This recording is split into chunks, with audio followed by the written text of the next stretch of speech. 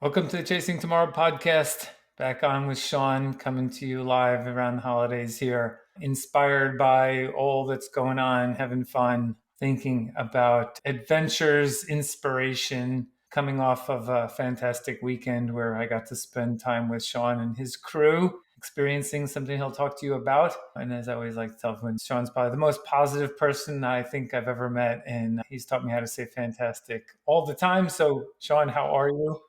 I mean, with that introduction, I have to say, good Joe. And yeah, we were deep in your 100-mile race, and I was like, how are you feel? Fantastic. And you say it, and it does kind of make you feel fantastic. It's amazing how that works, I feel like. It's a good technique. So yeah, so tell us about Full Circle. Tell us about what we did this weekend. Yeah, it was beautiful. Full Circle is a company that I just started, and we're hosting free events in New York, Austin, Los Angeles, and Denver twice a month. And it's to give people the opportunity to live healthy lives and experience things that some of us get to experience. And I appreciate what you said about being happy. I think I was very fortunate in many ways. But I think one of the things I was fortunate with is drawing the connection that, oh, after football practice, I feel happy.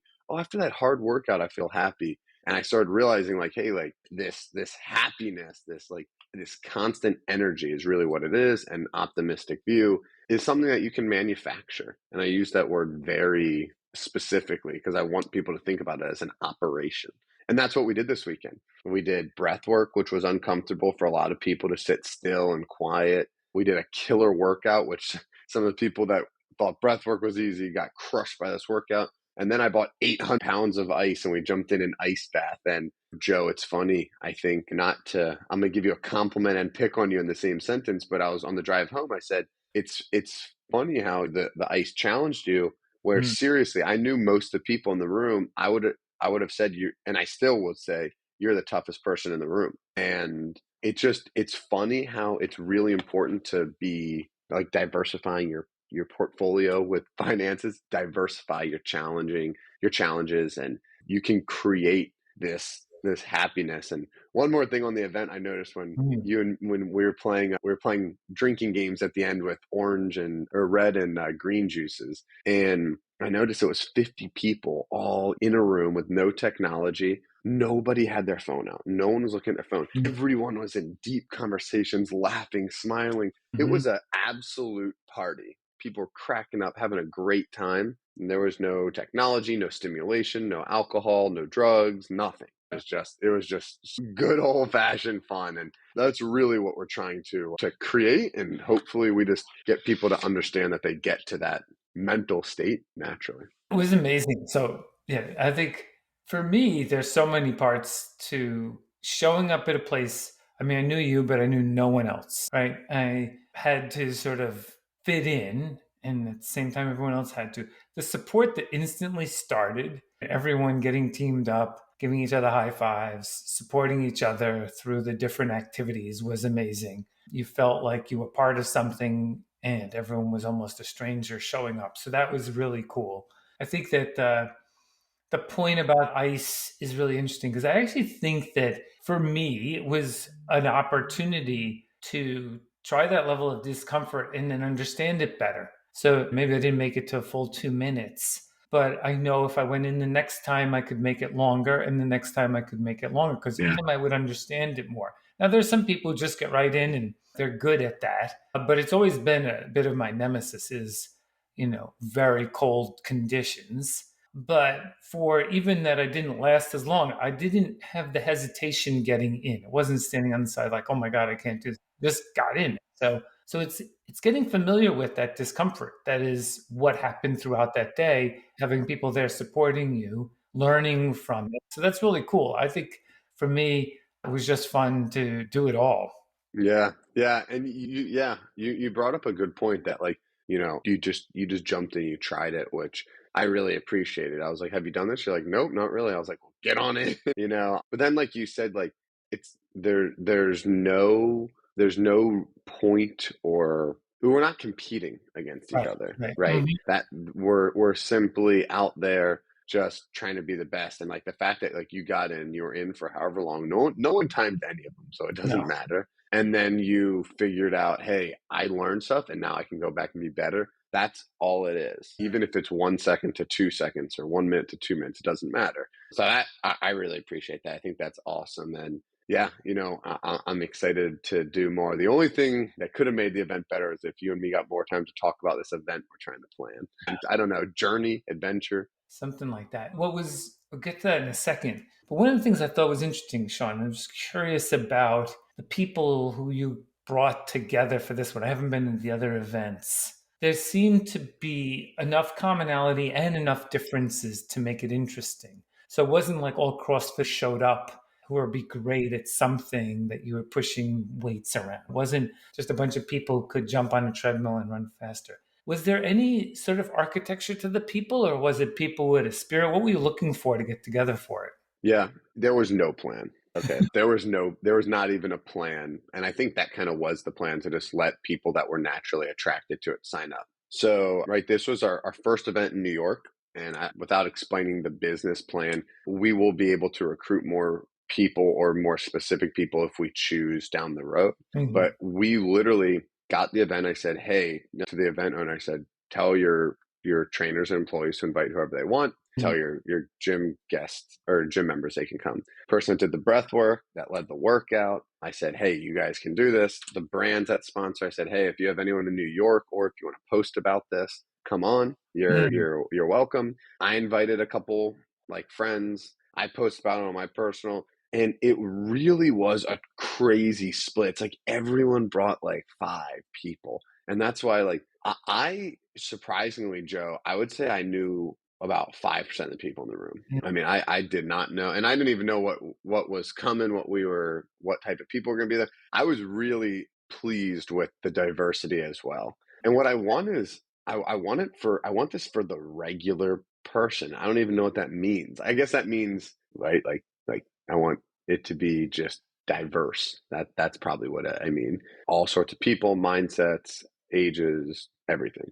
Yeah, I think the piece that was so in this world where everyone's making pretty pictures on Instagram to make them look like something and want to be thought of that way. I felt that the commonality was a bunch of people who were curious, who did care about health and wellness, who had a generally supportive personality. I think it was a bit of self selection, who also didn't have so much of an ego that they were worried about either sweating in front of other people or keeping your t-shirt on or taking it off. I think it was just complete acceptance. Imagine if the world was more like that. I mean, we Mm, circulated with a wide range of types, ages, and everything else there. We can all be together and enjoy each other's company. And you formed a team with the cup exercise to the small groups to everything. And so, yeah, I think these are the kinds of activities that we should all be sort of trying to build. And if you're going to go on an adventure, of course, which we'll talk about a little bit here, is you can go by yourself, but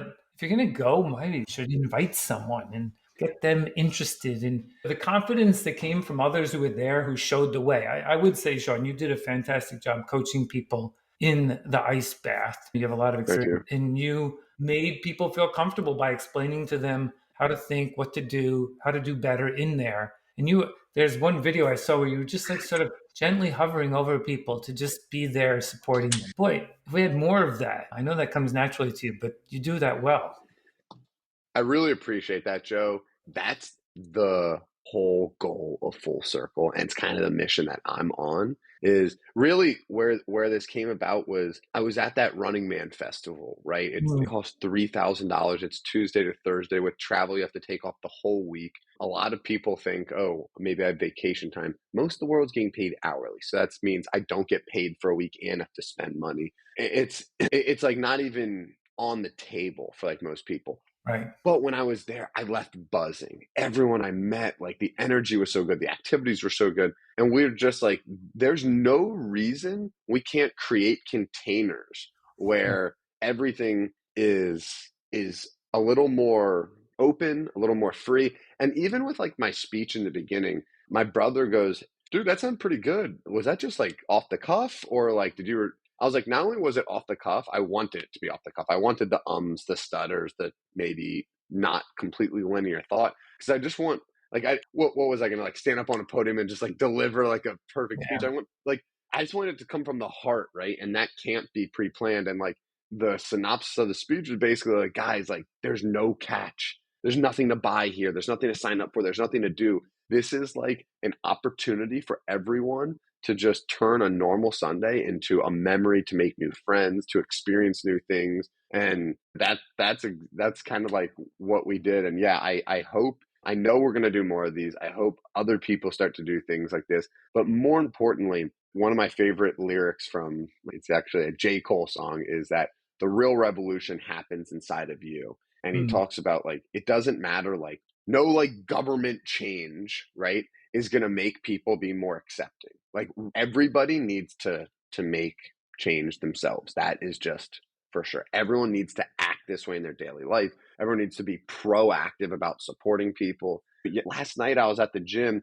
and these two guys were standing there complaining about the size and strength of their legs actually. And I walked up to them. I was like, you guys want to fix that problem real quick? And they were like, yeah. I was like, come over here. And we did sleds, burpees, squat jumps with a weighted vest, and we just circled that for 30 minutes. They were like, their legs were like pulsing after. I'm like, do that every few days. You don't have anything to worry about. And then we went in the sauna and we had fun after, and like we were even talking about grabbing food after, but I was busy. But like that, even like that, like I saw their energy change when like people became like accepting of them and inclusive and stuff. And yeah, I appreciate the compliments on how we handled it at the event, and it's something I'm really looking forward to continuing. yeah, and I think that there's a program element, and then there's the freewheeling element. All of this, there isn't a high risk in this setting, so you don't have to have it. Like if we go out and wanted to go climb Mount Everest, we'd need a lot more preparation. But you can just show up at one of these and do it at the level that you need to be able to do it at. And so, yeah, so I'm looking forward to doing more with you and seeing how we can sort of push the envelope in terms of get us away from all those other traps that don't really advance our cause at all. My So, buddy said that such a cool thing. He like afterwards, I told him, "Oh, that's my buddy Joe. You got to meet him. Like we did this." And he was like, "I like that you call him my buddy." And I was like, "What else would I call him? Right? Like that Joe is my good friend." And remember, I said, and it's funny that you picked up on that, Heath, because me and Joe have this idea to share our thought on cross generational like friendships. And that's when he hit me with that comment. I think I shared it with you where he said, "I said, to let people know it can happen." He goes, "No, not that it can happen. It should happen." right. Like there's so much you can learn from people in different generations and walks of life. And think about how much, when you open the aperture like that, how your life just gets better.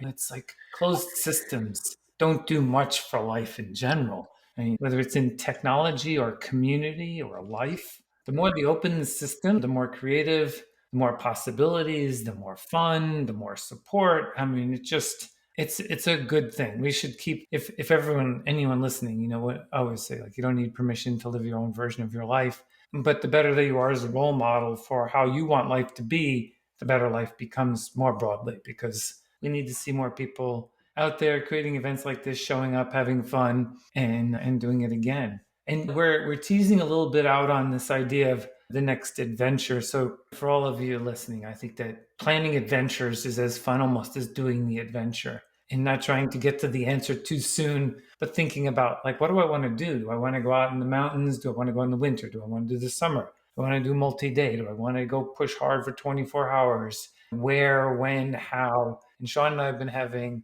a lot of fun with this, and the creativity that comes from it. So probably sets us up for many, many adventures to come. But even Sean, I was messaging one of my buddies who did a pretty cool adventure. They did some down climbing and rappelling in the Grand Canyon, had pack rafts, took the pack rafts down the Colorado River, and went across the Colorado River, then hiked their way out. And it was just like a good, that they made up this adventure. And we ended up at Phantom Ranch, and just sounded fun and exciting. Like, I don't have to do that one, but they just created it and went off and said, what would be fun would be a combination of all these activities. And so when you're thinking about, yeah, it's amazing if you go run a 5K or a half marathon, or you do some other riding your bike or do a yoga session. But try and think about how you'd put something together creatively. So, Sean, how have you been enjoying sort of this process of, I guess we'll call it dreaming about adventure. Yeah. Joe, thank you for bringing this like into my life because like you really were the one that like brought this in.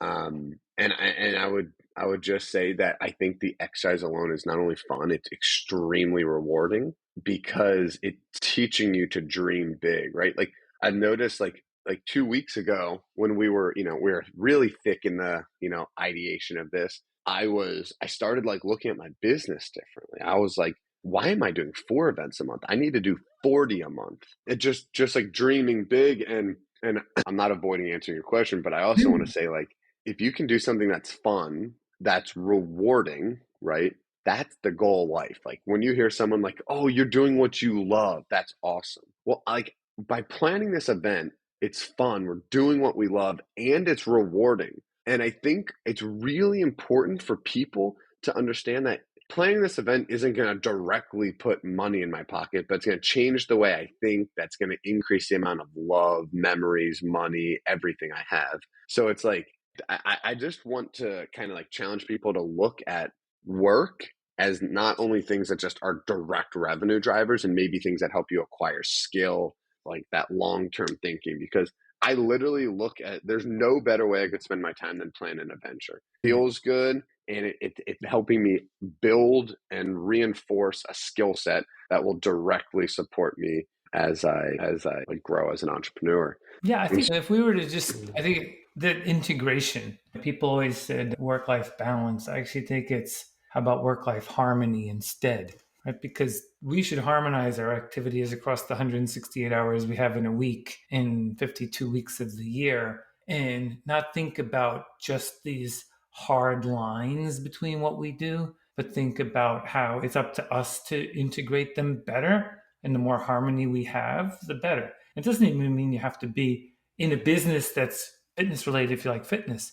It just means that the spirit of the thinking, just you described, this inspiration, this kind of sort of permissionless life is really important to being creative in whatever we do. Relationships, work, fun, community. It all comes together. These are the skills that we want to develop as we go on this journey. It's sort of why I always talk about chasing tomorrow, because when we chase tomorrow, it sort of forces us to do more than we did, creates a mindset for us that takes us to places we might not end up going normally. And it makes it very satisfying because really, at the end of the day, the reason you got there is because of yourself. And for that, we're all sort of better for it. Very well said. I mean, I do like the name Chasing Tomorrow, by the way. I know I'm a late addition here, but I am a big fan of it. Joe, with the last few minutes here, let's talk about like what we're thinking. Just so you guys know, we're gonna kind of let you into what we're thinking because we don't really know.